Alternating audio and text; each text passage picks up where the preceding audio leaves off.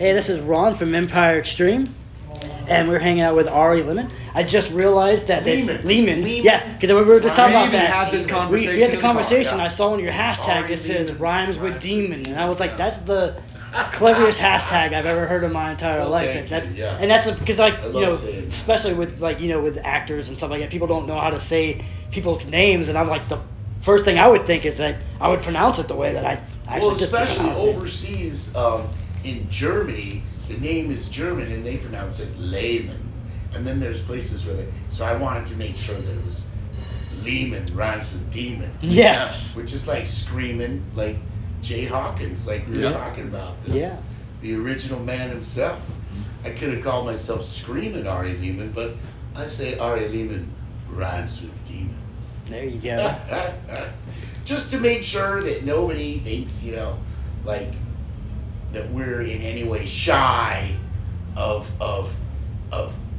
fully embracing this role that we play as monsters in society, which is an important role, Yeah. because it's the monsters that make everybody behave good. Yeah. So speaking of that, like, how did the concept of obviously everybody knows you as the first Jason, but how did the concept of the band come together? Well, that's a great question, and what happened was, I was a musician. I had studied jazz in New York City, and I was in world music. I was on Tough Gong Records and Interscope Records, working with Jimmy Iovine, and I was, reggae music was big, and that was my thing, So how did it come to that? And what happened was, now, when the internet happened, somebody sent me an email, and it said, "Did you autograph this photo?" And I said, well, gosh, I've never autographed a photo before. So apparently someone had been forging the photos. Yeah. Forging my autograph on the photos.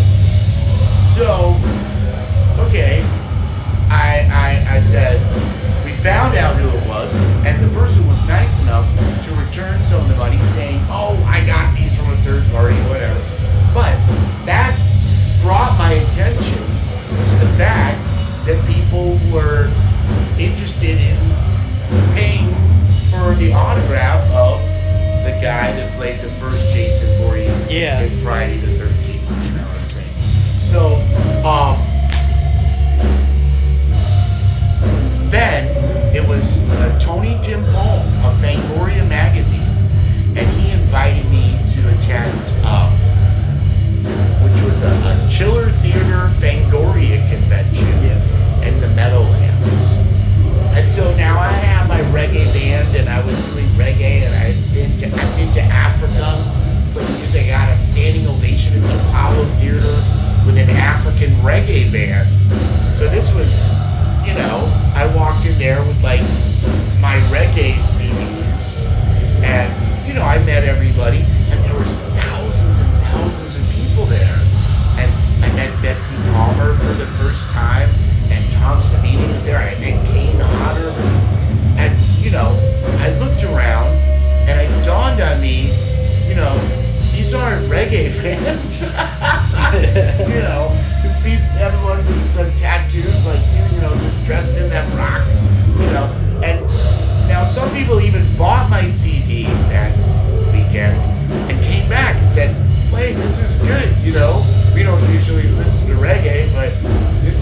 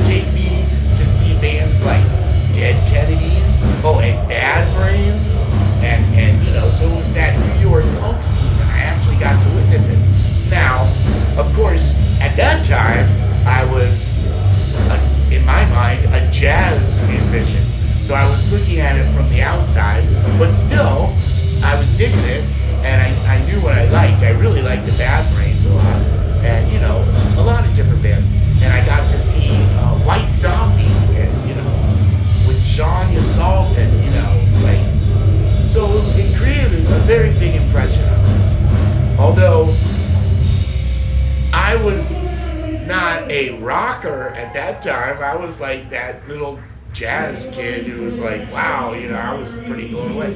But see, so as time passed, I also got help from one of the members of a band called Cro-Mags. He would sub for Cro-Mags' drummer and toured with them. So the two of them helped me form the initial inception of First Jason.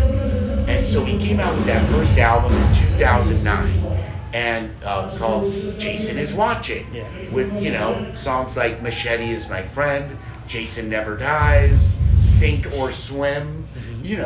I found that having that specific palette to work from of Jason Voorhees and Mama Voorhees and Camp Crystal Lake and the hockey mask and the machete and certain things that are just the palette of and the vocabulary of Jason Voorhees, not just horror, but very specific to the Jason Voorhees story. Yeah. Well, I found that increased my capability to write and to focus the energy of what I was trying to convey and communicate. Like, I could communicate a message in any way. You can communicate it from any point of view. But what it turned out that here I am, kind of a medium-sized guy with long hair, and if I come out on the world music scene and I'm all like, hey everybody, let's all be peaceful, that's not very ironic, it's kind of predictable. But if a little guy like me comes out and I'm like, kill for mother, with a machete-shaped guitar, there's this wonderful energy and humor, and again, there's that authenticity of me actually being that person, the actual person who, played that role. So, so I guess I owe a lot to the open-heartedness and the open-mindedness of the metal and punk scene for giving me a chance. And what happened was, as time passed, like for instance, John McKenty from Incantation asked us to open for them at his festival down there in North Carolina, and then Ice Nine Kills asked me to sing on one of their songs, so Ben Spencer sang on one of our songs, and then we also got to do that with the band Twisted. And he gave us a great opportunity and did a song with us too called Killing It, which also has Tim Capello, the sexy sax man from Lost Boys. So, a lot of people came together and recognized what we're doing. Now, admittedly, First Jason, our strength is in venues just like this. In small venues where we're bringing together the horror community all over, whether it's in America, it could be in Canada, or looking at Mexico and going overseas, because there's venues in every city of the world where people gather on the goth, metal, punk, horror scene. It's just a thing. And to them, Jason is a mythological character. So all it really is required of, for me, is to just realize it's about them, and it's about this character, and it's about, playing a role and having fun with it. And not, losing myself in any other kind of ego bullshit that could occur. Because I'm just so very grateful that I could go to any random place, right? And some random kid will come up and be like, you're the guy that played Jason? He came out of the lake, and oh my God, and they're just so excited, and they come up to the table and they're just so genuinely excited and happy. And wow, I don't know if there was any artist in the world who would stay home if you saw that. And the way, how much it means to people, it's much bigger than myself. Yeah. Yeah, exactly. People put tattoos on their body, and they even ask me, sign this and sign my, so I forget, I mean, my personal spiritual belief is that we all share the same consciousness. We all share the same great consciousness. And even Jason, and even Mama 40s, or even the writers, and even the people who create these things. Yeah. So we're all just sharing this part of ourselves where we think about, sure, Jason is a monster, but he's a monster that we relate to, because there's just a point where you say enough's enough, Yeah. You killed my mom, bitch is going down. Yeah. There's no, it just, I don't, that's what Jason represents. Yeah. And he's that righteous vengeance gone horribly wrong. No, yeah. Yeah. And it is kind of ironic with you being in the band, you being Jason, and kind of giving a voice to someone who is voiceless. This is also very true. Jason has no voice. So I had to think long and hard about that. Yeah. Like, if Jason's going to say something, that's why, I wanted it to have meaning, and to have a certain intensity and a certain brutality, Yeah, for sure. Now, you're thinking back then at making that first Friday the 13th and all that, especially being such a small project, did you in your wildest dreams think that this many years later there'd be so much love for such a character that literally was only in the movie for what? Well, there's a couple of seconds. No, you're right. You're absolutely right. And there's a good reason for that, because and I was working with Sean Cunningham recently in Germany, and he explained this to me. Initially, the movie was completed in August of 1979, where only the original script did not have the final sequence in it. Okay. So there's no ending scene where Jason comes back out of the water. There was just Jason drowns. And Paramount Pictures turned down the film. They said, we are not buying this, because you have the old lady gets her head chopped off and the little boy drowns. But we will give you this was really Sean's and his team's third chance, because the initial movie they pitched wasn't Friday the 13th. That's what I auditioned for. Then Friday the 13th, the first time, they said, in essence, they said, well, we'll kind of do a Halloween knockoff. But then they said, wow, we're stuck again. So they said, remember that scene in Carrie? Yep. Where the hand goes? Yep. And that's exactly what they said, let's use a jump scare. But it was Tom Savini who said, let's bring back Jason. And at first Sean was reluctant, because he said, oh, that's paranormal, it's not real, I want this to be as real as possible. Somehow they convinced Sean, and they sent it back to Paramount. Now Paramount, the testing season was over, so just the executives watched it. And they watched this final scene, and they got very excited. Also, I think there was more music and sound effects and other things that had been added, but the final scene.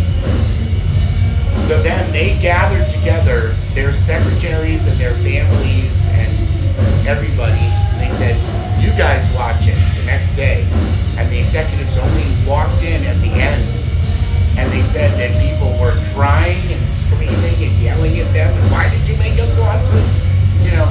So Paramount did something unprecedented, which truly tells us a lot about why Friday the 13th is so darn popular.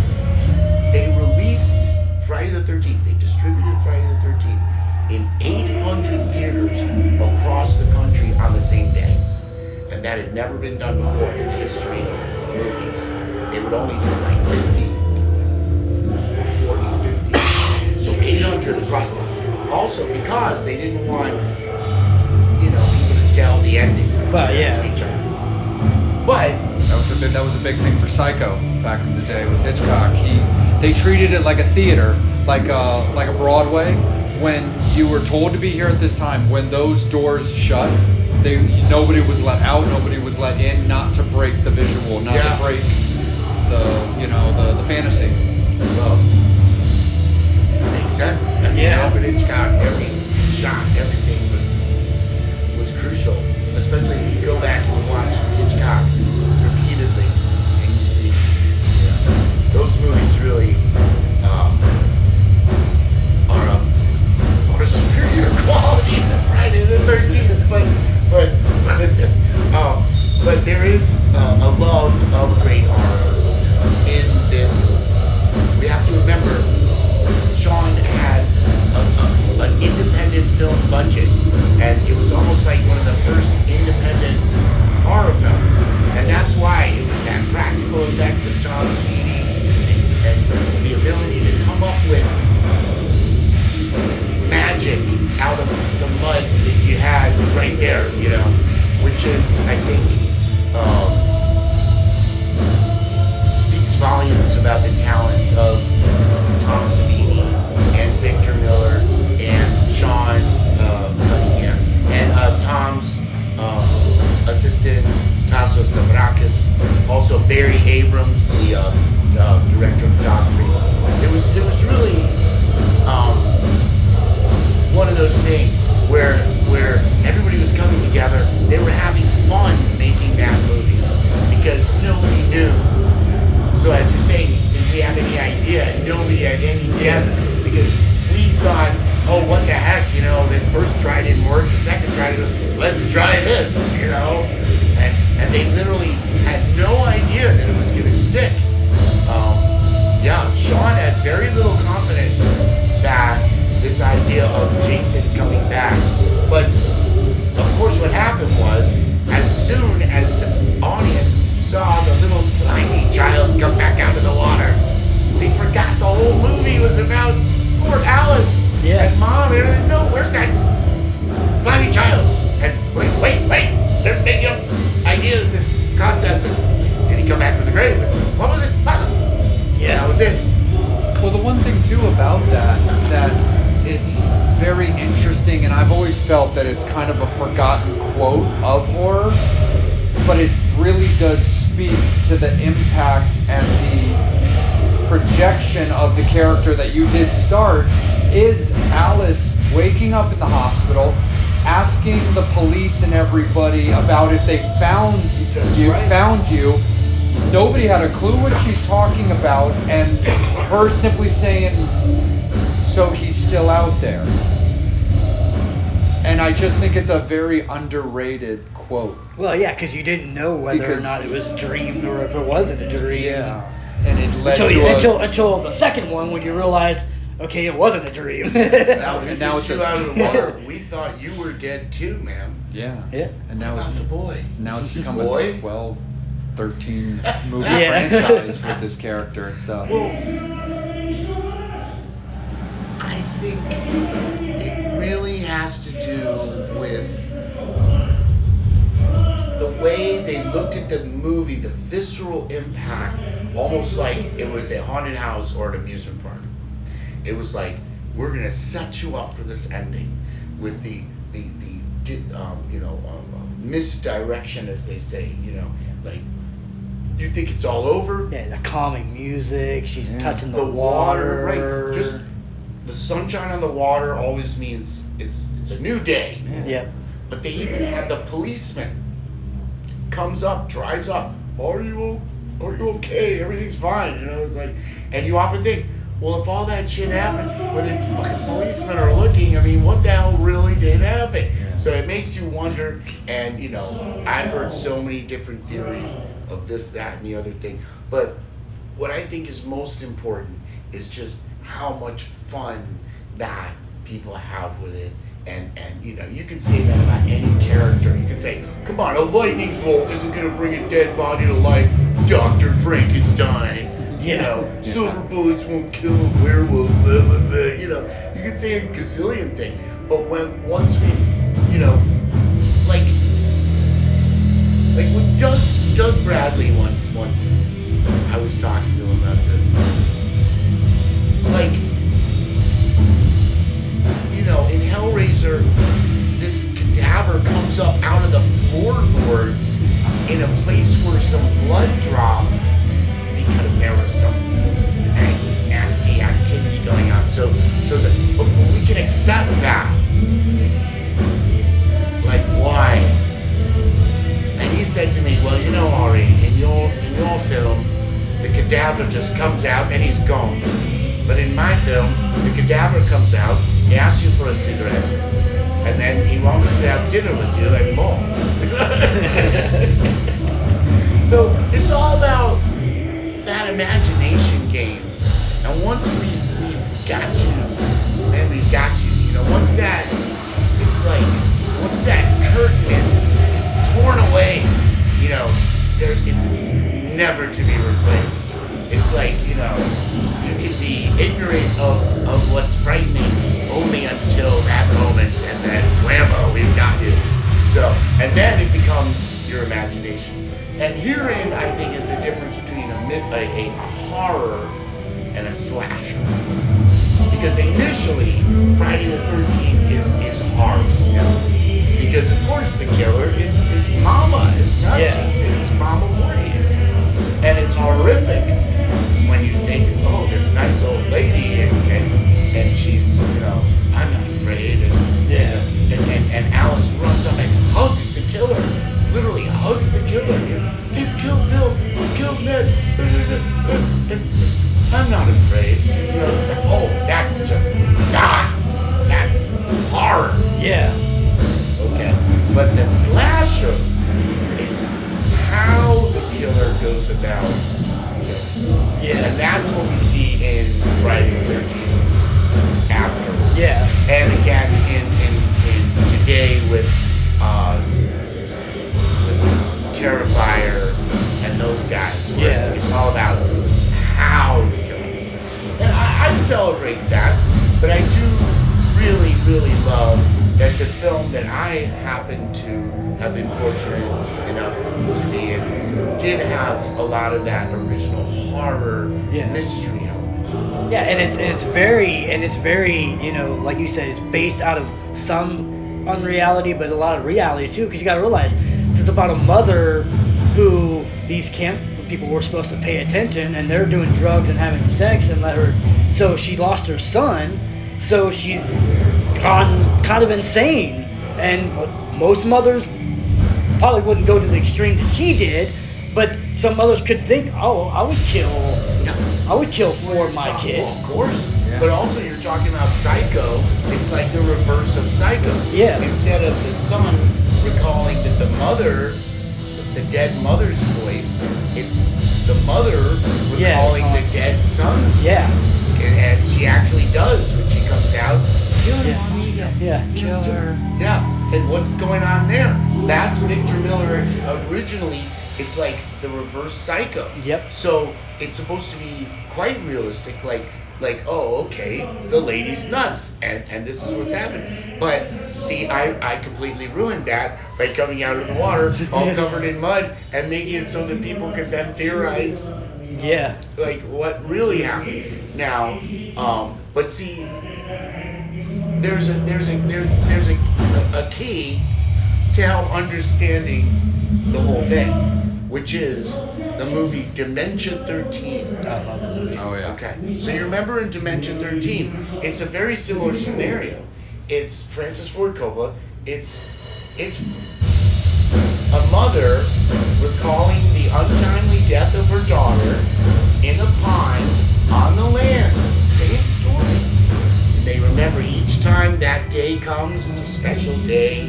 And remember, she starts getting messages from beyond, from the little, she thinks she's hearing things. So very much like Dimension 13, except Dimension 13 is at a mansion, and Friday the 13th is at a summer camp. So I think he was kind of threading that, which makes a lot of sense to me, because Victor was a soap opera writer, and the story Dimension 13 has a lot of soap opera elements. But also remember the one brother who gets he turns out to be the killer? Yeah. It's very kind of Jason-y kind of thing. No, for sure. And to piggyback off something that Ron said earlier, of course, bringing it back to First Jason, you are First Jason. When it comes to putting a band together, a name is a very important step in a band. What do you call yourself? You would think that the idea of First Jason for your band would be a no-brainer. Was it that simple? Did it hit you instantly that that's perfect and right away? Or it was like, what do I want to call myself? And then it kind of... No, it did. It was one of those things where I was like, I thought that by taking the off it and just saying First Jason, it makes it more like rock. Yeah. To the point. Yeah. First Jason. Oh, absolutely. And then, but then it's so to the point that sometimes it goes over people's heads. They're just like, oh, First Jason, what's that? And what I love about First Jason is that more and more it's becoming a thing about guitar virtuosity. Yeah. Which I think people just love. I love seeing that kind of virtuosity, and then it's kind of in a thrashy punk style, and which is so much fun. But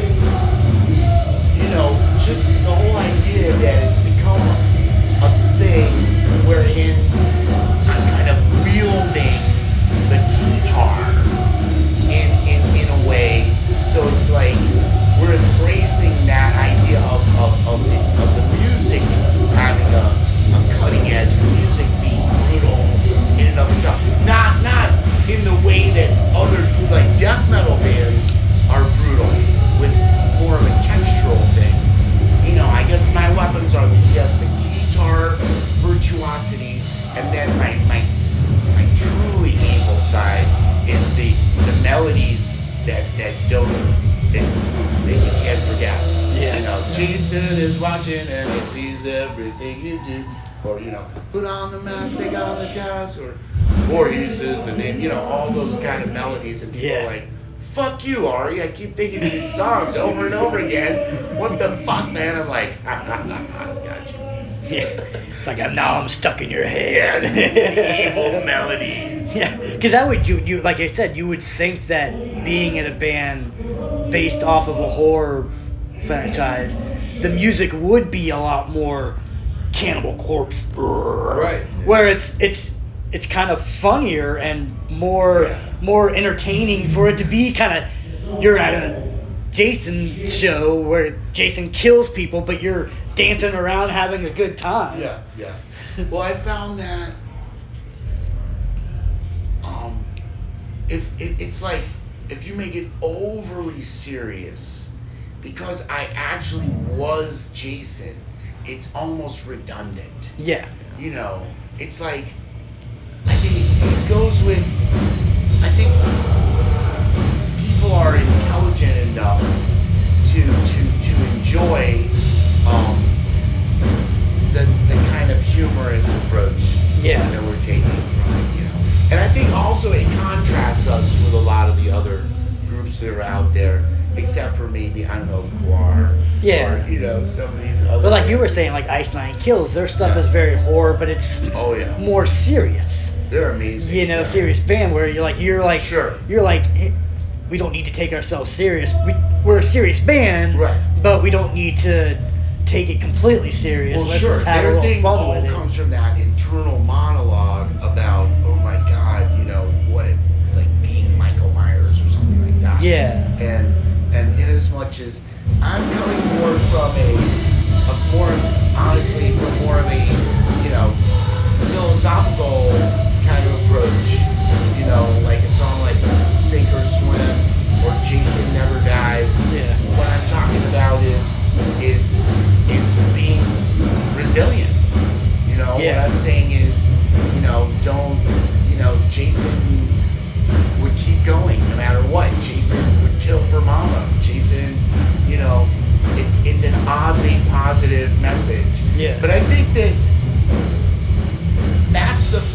of monsters, really.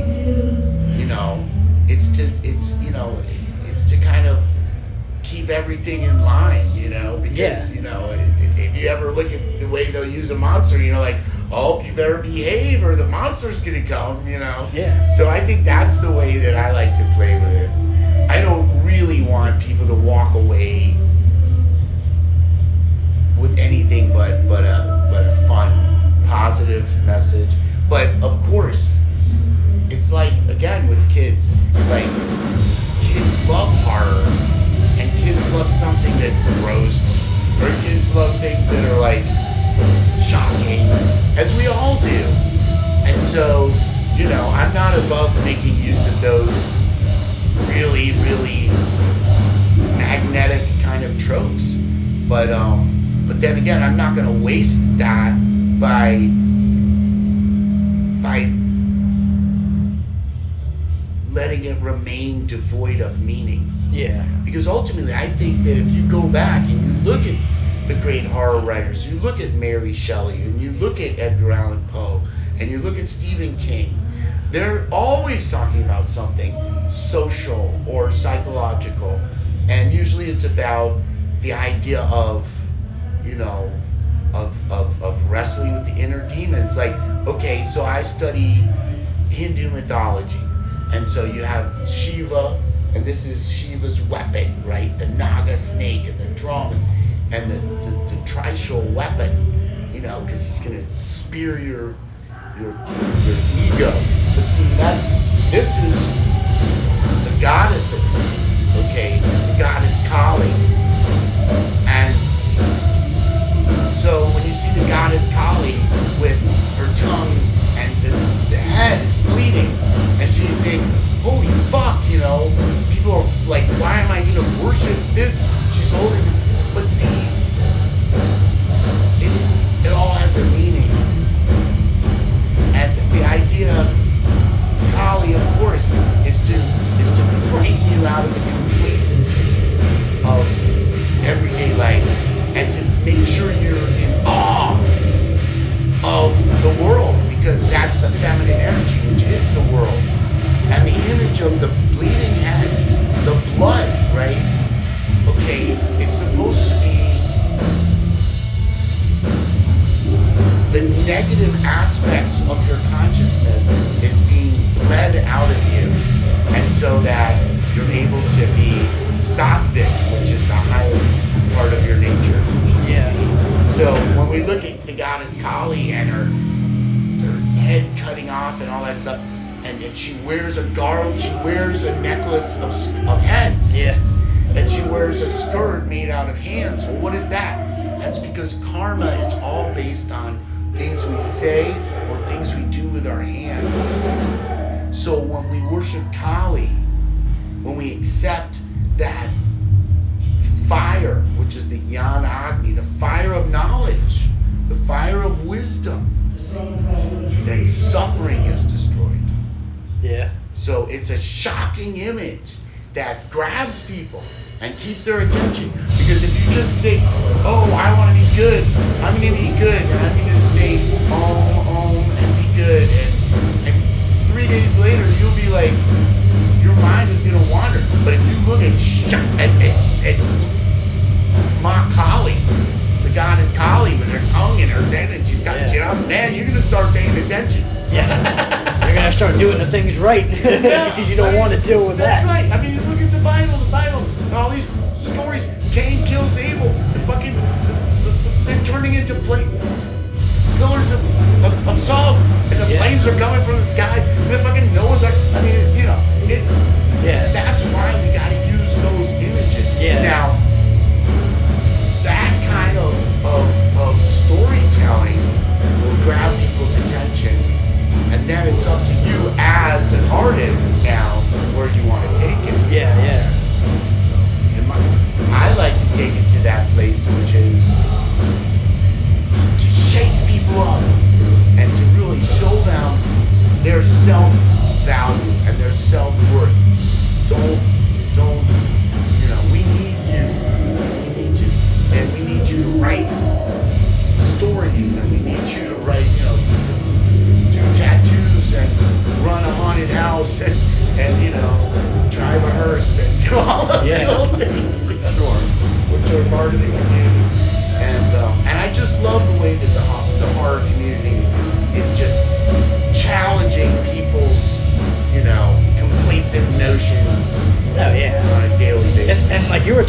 especially with like people who are outside of the horror genre fans, they see people like Kane Hodder, who's massively huge, and go, oh, that guy's probably the meanest, evilest person. And horror actors tend to be the nicest. Generally, they're more nicer than your rom-com comedy actors. Oh, well, yeah. That's no fair. Those guys are These on. fucking bubblegum pop stars that seem like they're just gonna be the nicest, happiest go lucky people, and they're just like, get away from me. Yeah, and it's like those scary big monsters. You see people like I said, like Kane Hodder, Well, people like sure. that. Those guys are like Oh my God, the softest, Kane is- nicest person Kane in the is a world. sweetheart. Yeah. Kane is a wonderful guy. I mean, he loves to put on the bravado, and I've had many. He likes a practical joke. Okay. Oh yeah. One time, I got him putting hand sanitizer in my drink. Oh, he's come up to me at horror But conventions he and stopped. just like in grab the my state arm and farms, just. They have those state bombs. Yeah. No, but dude, and I came at him like I was gonna punch him in the chest. And he's like, get away. And he's not a rough man. Yeah. No. Yeah, I mean, Those are actors. Yeah. One time, all the Jasons were standing around. They said, somebody asked us who would win in a fight, and they said Ari, because he lives on the streets in Chicago. But no. I mean, it's such an honor to be a part of the actors who played Jason, because you look at these actors, whether Oh, am I interrupting? I'm sorry. I'll tell you seconds. Steve Dash and of course Richard Brooker, who directed 10 episodes of Bill Nye the Science Guy. Yeah. He was Jason Part 3. Yep. And the great Ted White, Ted White, was yeah. John Wayne's stunt double. Yep, you was. And Dick Weand, and of course CJ was an amazing Las Vegas guy, and then he's also a cowboy, CJ, and then of course Kane Hodder, the great Kane Hodder, and the great Ken Kersinger, and Derek Mears, and all just wonderful people. Tom Morga, and Douglas Tate. Yeah. Just such wonderful people, and as you say, I'm a rocker. I'm not an actor. I didn't come from that acting union and that whole thing and that whole scene. So it's just, for me to be a part of all of it is a big thrill, and I'm very, very gratified. Well, actually, I have one that's kind of funny. Since today is Groundhog's Day, is there, not because I know Groundhog's Day was more of a bad side of stuff repeating. Is there a day that you would like to have repeat over and over again as far as a good day? Because the concept of Groundhog's Day was more bad wise, but nobody wants to really relive a bad day. If there's a moment, a thing that happened to me that I would love to repeat, which would be meeting Betsy Palmer, who played Pamela. Yeah. And Betsy Palmer, who I met at the Meadowlands that day, when it was the first show, and there was thousands of people there, and oh my God, and my heart was beating, man, just wow. And I'd never done anything like that. I mean, I performed at big shows, like not this, So they said, okay, go in that room over there, and wait, and then we're gonna send the people in. So I'm there, and there's Betsy Palmer across. But of course, she's seen the movie, but she's never actually met me. Right. So this will tell you a lot about Betsy. So, I'm high as a kite. So I walk over there, and I just put my arms out, and I go, Mom! And she just takes me in her arms, and she gives you the warmest hug. And then she puts her hands on my shoulders, and she goes, now who the fuck are you? And I'm like, but I'm Ari Lehman. They go, oh, yeah.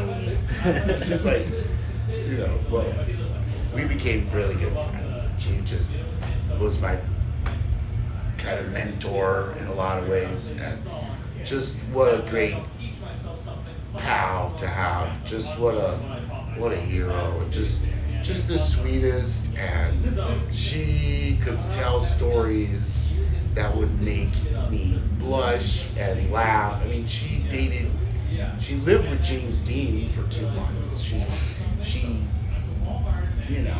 was lovers of many famous, actors, and like Marlon Brando and all these people. And just that she ate lunch with Salvador Dali, and just to talk to the stories she would tell me. And she really made me feel like I was special to her, to the point where, and actually she shared the same birth date as my mother, November 1st. So somehow we just, hit it off. So, in the spirit of what you were saying, but I do feel many times that Betsy is still around. And that she's very proud of the legacy, and that she lets me know when I've done good, as it were. So I believe in that kind of thing. That's awesome. But, so and you talk about what an honor to meet someone like Betsy, because she is truly from that golden era of Hollywood. I mean, one time, she knew all those people. We were in Hollywood, the stars that are there. Now, she didn't have one, and I knew that, so we were walking with the group, I was like, don't say anything. Someone said, oh, they should have given you one. And I said, oh, no. And she said, don't worry, Ari. Look at where they put these stars, where they throw their gum and people walk. And then she pointed at the Academy with those huge statues looking down. She said, and see the Academy? And she said to me, she said, fuck Hollywood. You know what I like to do? I like to do dinner theater. And she was doing dinner theater up into her 80s. And she said, I do theater, people bring me flowers, I enjoy myself, and I'm not waiting around the phone for somebody to cast me as somebody's mom.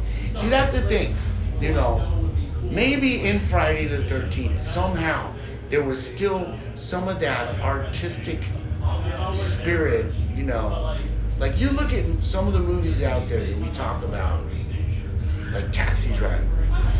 You could never make Taxi Driver today. Yeah. Impossible, right?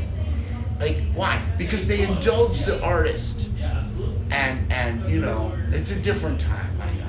Yeah. But I think that it was one of those times when, Sean and Tom and Victor were left to do whatever, and they look what we came up with. Oh, okay, and there's a lot to be said for that in not being too formulaic and letting an artist try, because we never would have come up with Texas Chainsaw Massacre without that, or George Romero, Night of the Living Dead, just none of that would have happened without that spirit. So. No, for sure.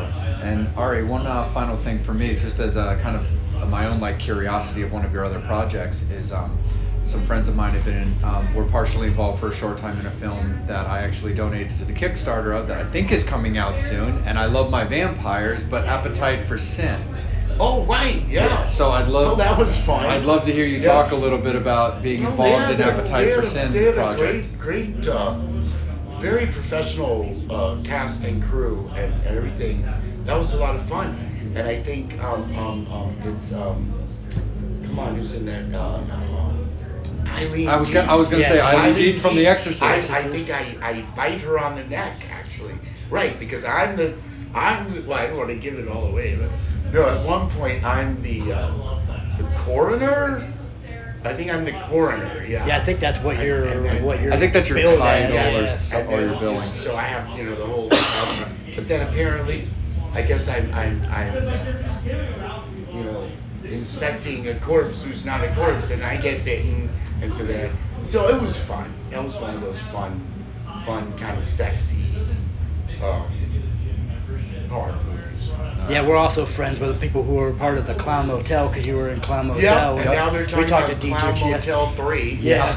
They're talking about. As far as those indie movies, and I can wholeheartedly say that the team that does The Barn and The Barn 2, that's Justin Seaman and his team, who are amazing, actually. And you talk about somebody who's he built a sound stage for himself. It's not too far from here. It's in like Pennsylvania near West Virginia border, like over there. And he built a full sound stage and everything, and yeah, so they do a great job too, The Barn too. So I do think, in those independent films, you do have that spirit and you do have that creativity. And, I champion that. And I love it when they come up with new, wild, and crazy ideas. I love David Howard Thornton and Damien Leone and what they did with Terrifier.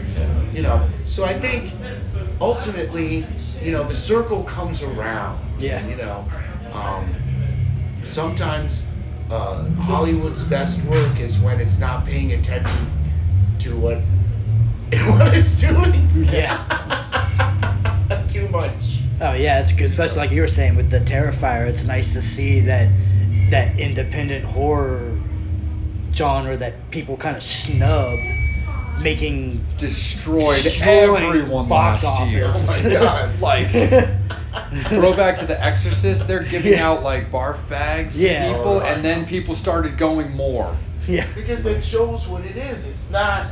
It's about the fans. It's about the audience response. It's about that visceral fun. I'm taking my friend to see this. Oh wow! Look, there's this part. This little kid comes out of the water.